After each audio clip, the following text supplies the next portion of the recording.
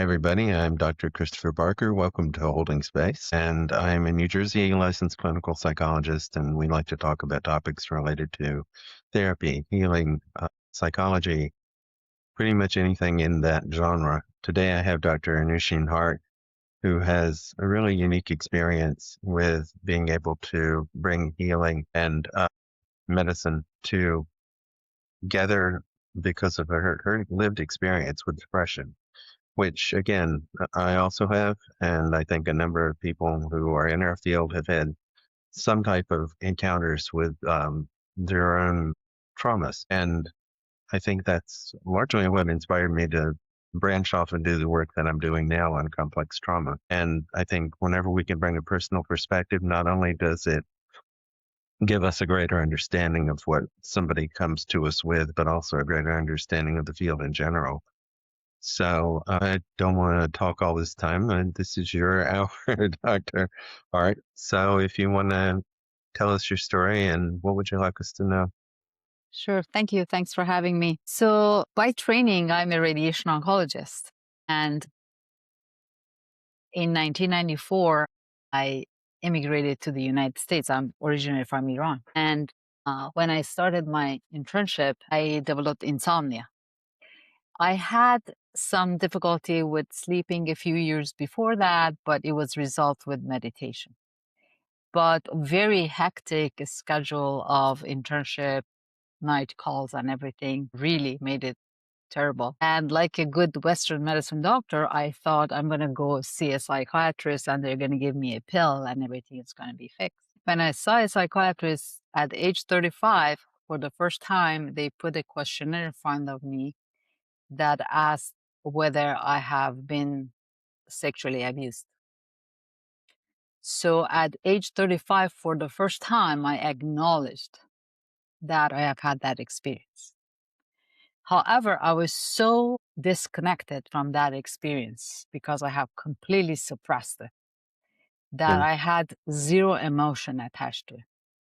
So when I told stories to my psychiatrist, I was describing it as if I was watching a movie, and I was just an observer, as if it had not happened to me. And when the psychiatrist told me that I at least needed 7 years of therapy, I almost fell off my chair. And I thought she was crazy. I'm like, what? 7 years of therapy for what? The only problem I have is I can't sleep. And she said, no, the only problem you have is that you completely suppress every emotion and you need to feel all of those emotions. 7 years of therapy turned into 30 years of therapy because as I got in touch with those events and emotions, I only got worse. And I developed full blown clinical depression. And several years later, I had to go on antidepressants. My insomnia was not getting any better. If anything, was getting worse. So I was on several medication. I developed panic attacks. I had complex PTSD. Everything came to the surface. And about 6 years ago, I even had transcranial magnetic stimulation. That didn't help either. And my psychiatrist sat me down and told me, I have nothing else to offer you. As an oncologist, sadly, I have said that to some of my patients, but I had never heard it myself. mm, It was like the end of the world for me. I basically came out of his office. There was a bench outside of his office. I sat there, I just cried because I didn't know how to go home. I had a young child. I'm like, what does it even mean that he doesn't have anything to offer me? So I had to come outside of the box of what Western medicine had to offer me because Western medicine didn't have anything else to offer me. I tried many different modalities which didn't help. I had stopped asking for data because it didn't matter anymore. I just wanted to be able to sleep and be able to live.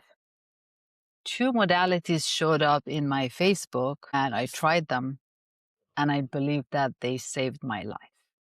mm. And those are the two modalities that now I offer. to my own clients. Okay, tell us more. What what do you offer? So the modality that specifically addressed my childhood traumas is called Make Anything Possible, or in short, MAP. 6 sessions of it neutralized my childhood trauma, meaning that I can talk about my childhood trauma without being triggered or being disturbed, without forgetting about it. And in my opinion, is the most effective and most efficient way of treating childhood and adulthood traumas. And it literally rewires your brain, the same as plant medicine does. Plant medicine also rewires your brain. So I believe EMDR is also supposed to rewire your brain, but I don't know a whole lot about it.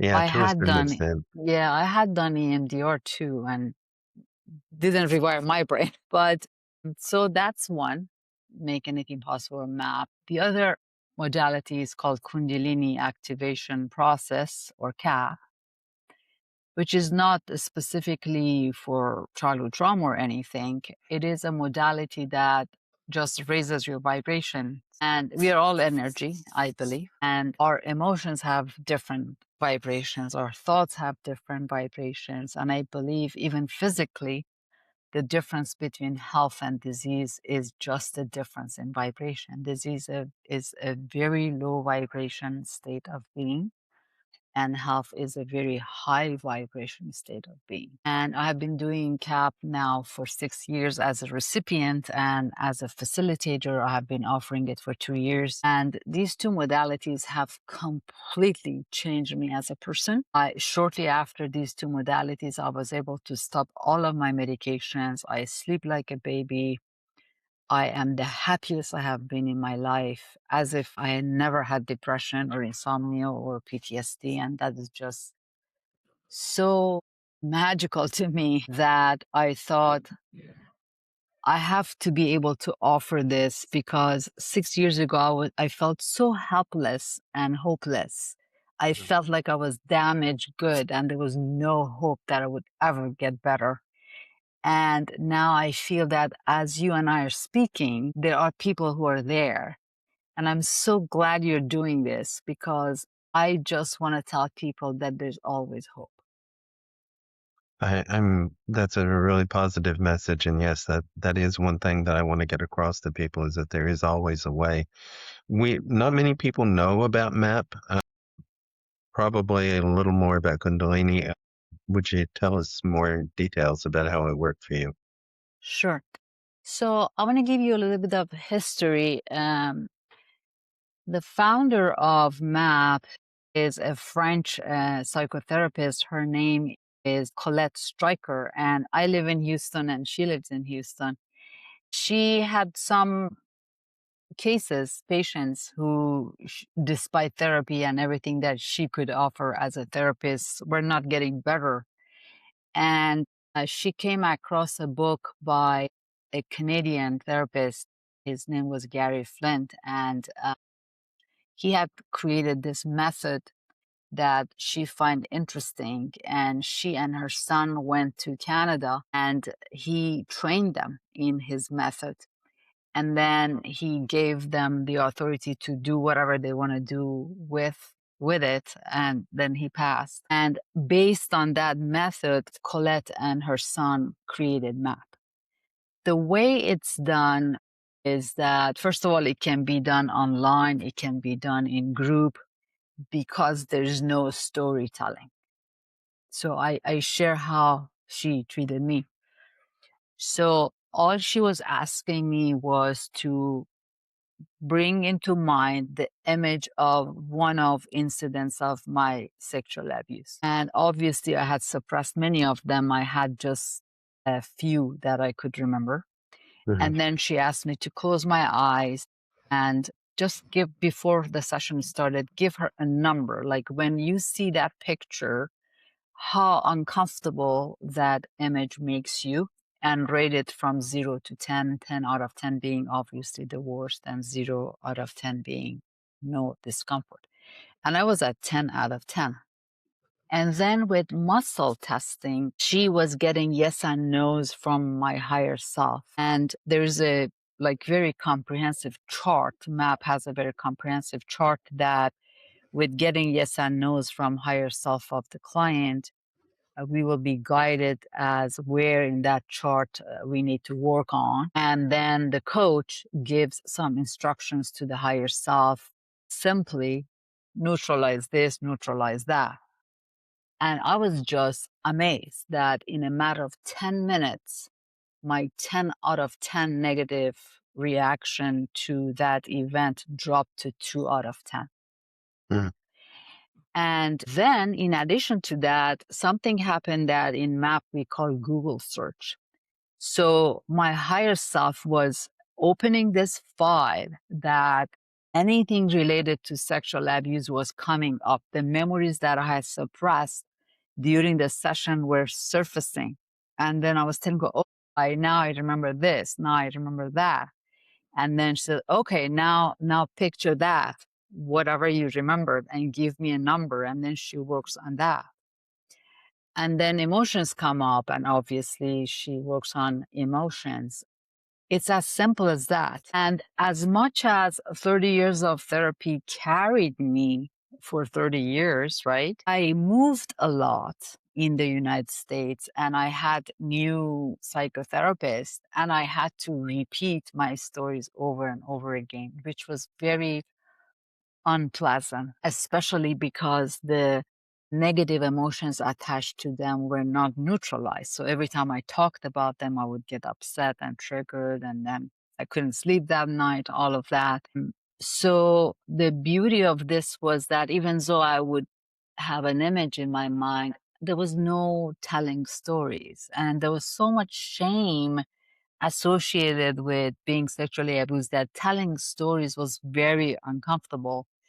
So the fact that this can be done in group, because there's privacy even in group.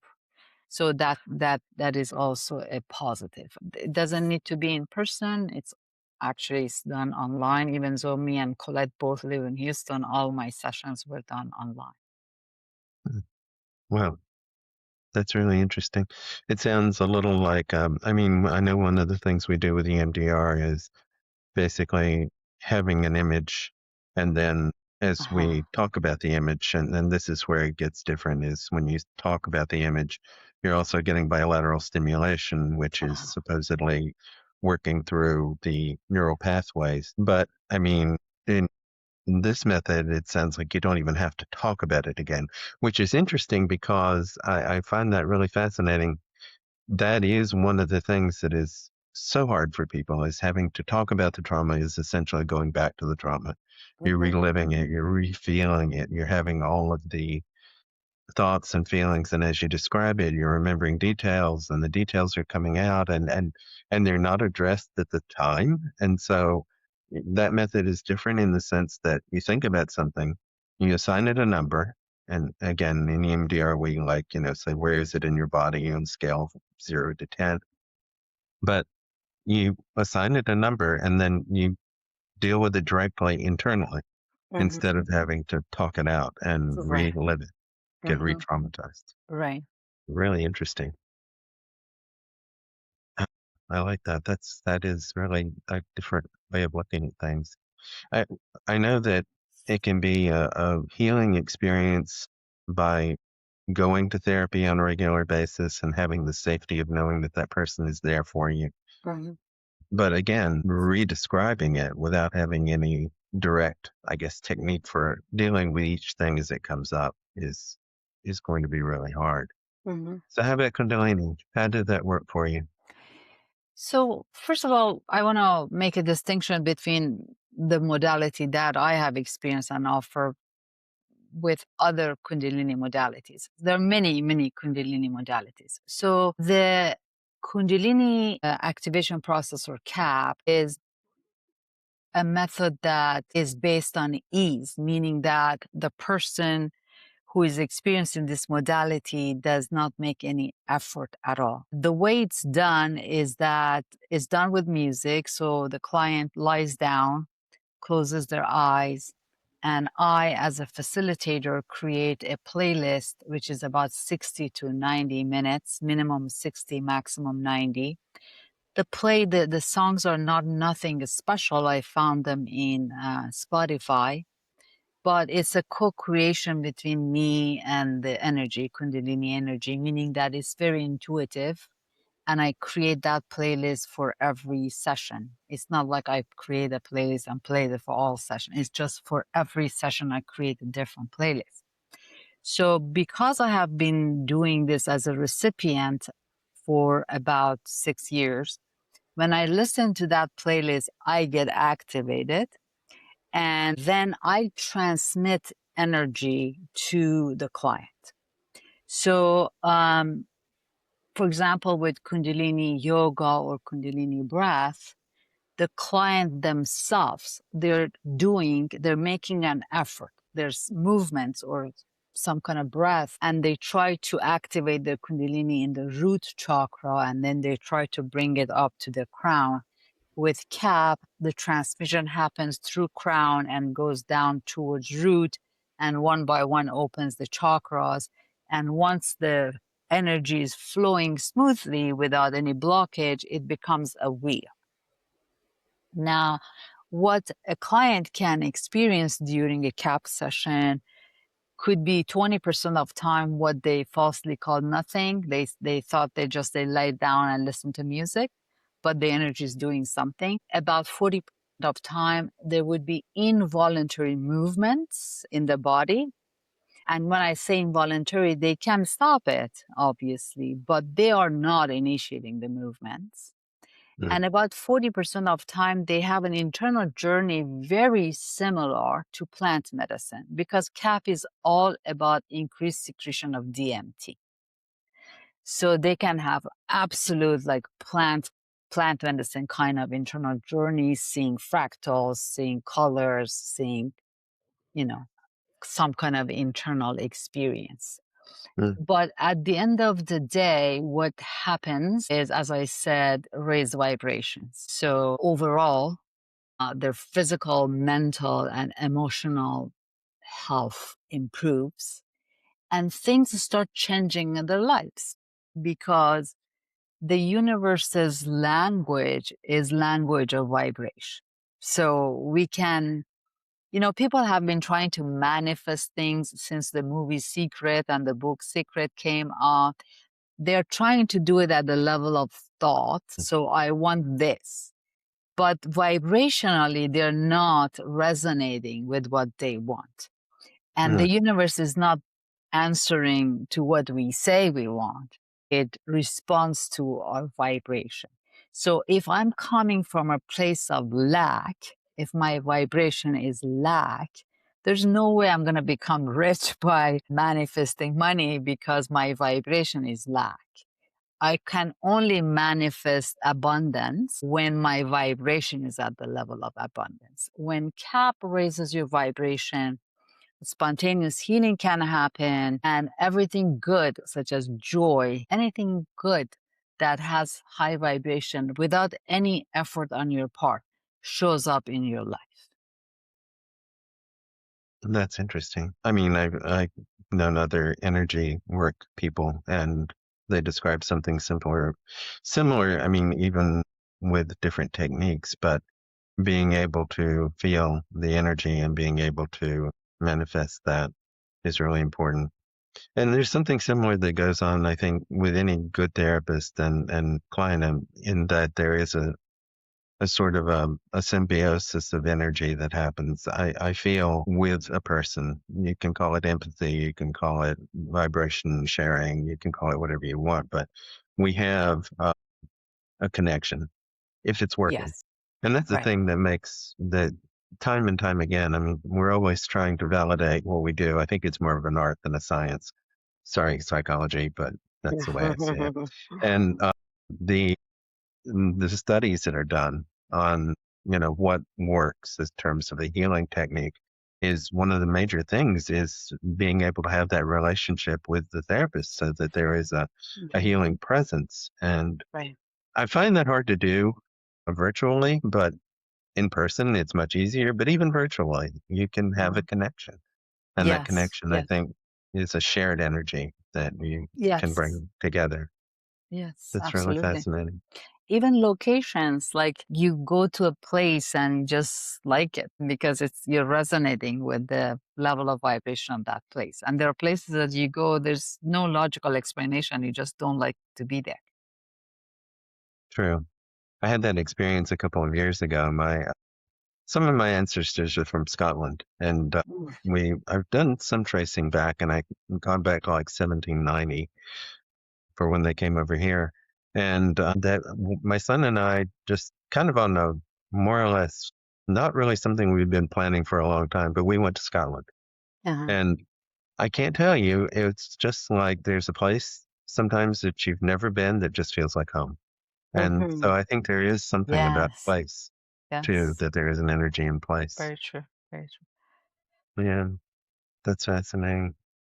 If I were to come to you with my history of trauma, what would you want to do with me, for instance? I'm not I asking for in, free therapy here, folks. I'm yeah, just I invite you to try math. I invite you to try math because that was really, really helpful to me. And the good thing about it is that minimum, it doesn't hurt you. I'm not inviting you to open up. I'm not inviting you to tell me your story. There's nothing like that. You just give it a try. And there's usually before MAP, there's an introductory session when the client needs to watch a video that kind of they learn the process. Then, as you know about parts, parts could be very resistant to any kind of right. treatment. So I speak to the parts. I invite them to join the treatment team, as we call it, reassure them that there would be no pain and it's all for the happiness of everybody, and they can join the main personality and thank them for helping the client to survive, and but they don't need to be in charge anymore. So that introductory session is necessary before we go to a actual full map session. But Yeah. as I mentioned, there is really no need to trust me with private stories, and they wouldn't be triggered with anything. It's just, Mm. just relaxing, closing their eyes and see whether it works for them or not. And I do believe that not every modality is for everyone. So they can try it. And if they think that is helpful, they can take advantage of it. I think it's important that you found something that worked for you. Yes. And folks, when she's talking about parts, it's internal family systems is how we Hmm. usually refer to that. And again, people identify parts of themselves, and sometimes they're stereotype parts like firefighter or manager. Sometimes they have more individualized parts, and sometimes those are parts that you need to speak directly to because they're more in charge of a particular phase of your life or a particular aspect of your personality. But it sounds like that ties together EMDR and IFS and a little psychoanalysis and a little bit of everything, and that's really fabulous when you find something that works for you. I mean, Right. we go to a therapist who has a style of working, and either that works for us or it doesn't. Right. And all too frequently, we stick with that person because we have like some hope or some connection. But if it's not working, it's not working. And you're right, you need to search for something that's going to work for Mhm. you. Yeah. I never mind if people say this just isn't working for me. Do you have somebody else you can refer me to? And yeah, sure. I mean, that's great. Also, I work with a variety of modalities. So if one thing's not working, we try something else, Mhm. and we'll get to the bottom of it one way or another. Sure. I But mean, I mean, they're all tools in your hand, and it's good to have more than one tool. yeah, because everybody who comes in has more than one truth, and everybody has a different story, and everybody has aspects of themselves that they need to address. But sometimes it's really difficult. Yeah, it's very true. That's great. Thank you for being with us today. I really appreciate you sharing your story and telling us about the things that worked. We we're always seeking to know more. We're always seeking to learn. People listening, if you have any comments or if you have any questions, please feel free to ask, and I will get back to you as quickly as I can. I do try to answer most of my comments. And if you like this kind of content, like and subscribe so that you can keep getting more of this coming at you. But Dr. Hart, that's great. I love your story, and I know how hard that journey has been, but what a successful culmination that is. What joy that is when you get to the end of that journey and there is something beautiful at the end of it. Happiness. Yes. Thank you. And what is beautiful about it is that all that pain and suffering can be turned into wisdom. And I would like to offer that to people who can take advantage of it. And if I can only tell them that there is hope, that's the best message I can give them. Yes, I love that. There is hope. There's Yes. always hope. Yes. And the last thing I want to offer, because I have not forgotten about my oncologist part of me, is the scientific connection between unhealed childhood traumas and all kind of physical illnesses, including cancer. So it's not only about mental illness that can be caused. Many of our physical illnesses are related to childhood trauma. And unfortunately, despite data beginning 1940s, that is not really discussed in an oncology consultation that I think it should be. Obviously, when somebody's diagnosed with cancer, is not time to treat the trauma. They should get standard of treatment and address the urgent matter. But I do believe that treatment is not complete unless and until we also address the childhood trauma. Yeah, I think that's a really excellent point, and there is a body-mind connection that a lot of times doesn't get explored. That's true. Excuse me. But I think that we have to be aware of that, and we have to be aware that we are a whole system. One of the people who trained me in acceptance and commitment therapy, Diana Hill, talks about it as an ecological system that we have within us, and everybody has an ecological system, and they Yes. interact. And our ecological system also includes our body. It includes our mind. It includes our spirit. It includes everything about our bodies too. Arnold Lazarus back in the 1970s, or maybe it was even the 60s, who talked about visualization, Mhm. claimed that there were a couple of cases of cancer that had shown remission after, Mhm. being able to go through that therapy, do the visualization, do the work to make that disappear. But it Yes, was yes. specifically directed at, visualizing getting rid of the cancer. But this is more holistic, which I Right, like. right. They had developed many, many years ago, developed a video game for children with leukemia that the video game showed their immune system was attacking the cancer cells, and it made a difference in their healing. That's great. Yeah. And yeah, we use what works. Yes. Right. Thank you very Thank much for you. having me. This was a beautiful conversation. Thank you. I appreciate it. Thank you for joining us. Thank you. Take care. Bye bye. Bye.